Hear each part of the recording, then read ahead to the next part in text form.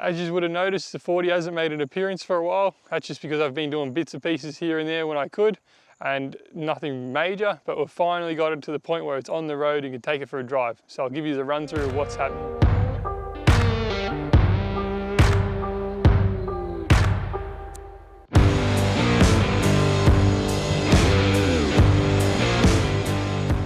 Up front, we've just tidied things up. I've repainted the headlights around nice and white again, and changed the lens covers on these. They're all cracked up on the blinkers, so it looks heaps better.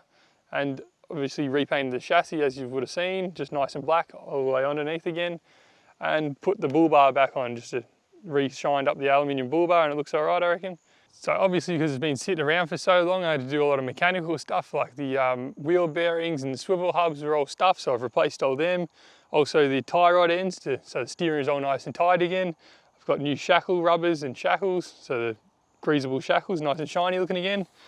And then I've still got to respray the rims. I'm going to do them in a nice grey colour, like the factory split rims. I reckon I like that. And new mirrors, because it was missing some, just the factory style nice looking ones. And then over to here. Yesterday I put the new door seals on, so it doesn't have any rattle anymore. The old ones had shriveled up and sort of just deteriorated. So they were a big hassle to put on, because you've actually, unlike the other ones, normal cars, you just clip them on. These ones have to be glued on. So I had to take the door off, glue them all on and try and stuff around with that, which was a bit of a hassle, but they're on now. And then also when they bought the car, the roof was all rusted out and terrible. So it come with another roof. So I fixed that one, or not fixed, took the first one off and then got the second one and just had to patch a few little bits up and clean it up and paint it white again, which took a while to do that, but that's all on. Just got to do the headlining now. So just some wood and some marine carpet, and that should look nice and new.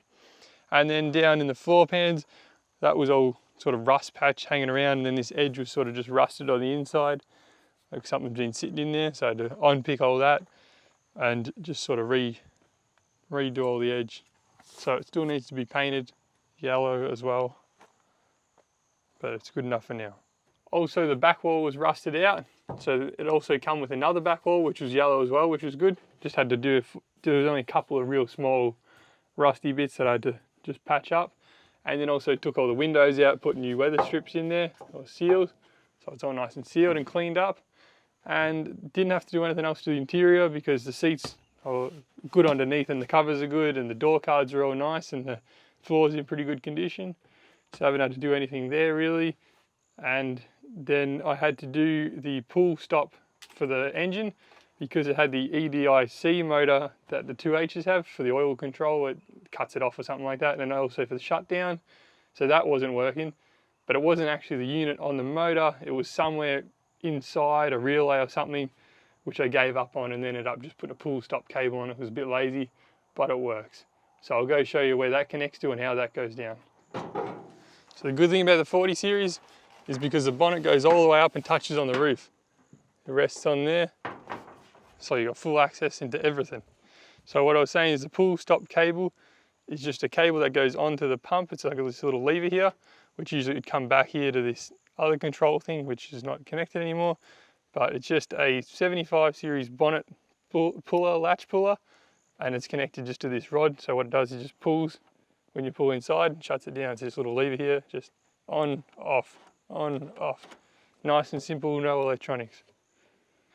The only other thing I had to do under the bonnet was just clean up all the wiring, which I've just done by neatening everything up and pulling out all the unnecessary stuff, because there's at least 5 or 6 meters of just unconnected spaghetti from someone else putting in there. So it's good just to go through it all and rip out what's obviously not connected and what you need, and then just clean things up, like put covers on the water temperature things and just all the wire into the terminals and stuff. Just redone them and made them look nice and not a fire hazard. So it's heaps better now.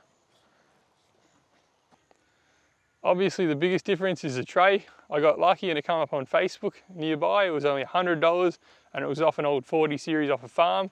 So it was perfect for it, time correct. Looks like it's made in probably the 80s or so. And yeah, just gave it a quick paint job, some new lights on the back, and that everything fit up perfect. Like I said, it's just a lot of small bits and pieces to do, just like fixing the rust and getting it mechanically good so you can drive it, it's safe. But in the end it all pays off, and I finally, after about 1.5 years of owning it, got to take it on the road and take it for a drive, which was good. but it's taken a while, but we're finally here. So thanks for watching, we'll see you next time.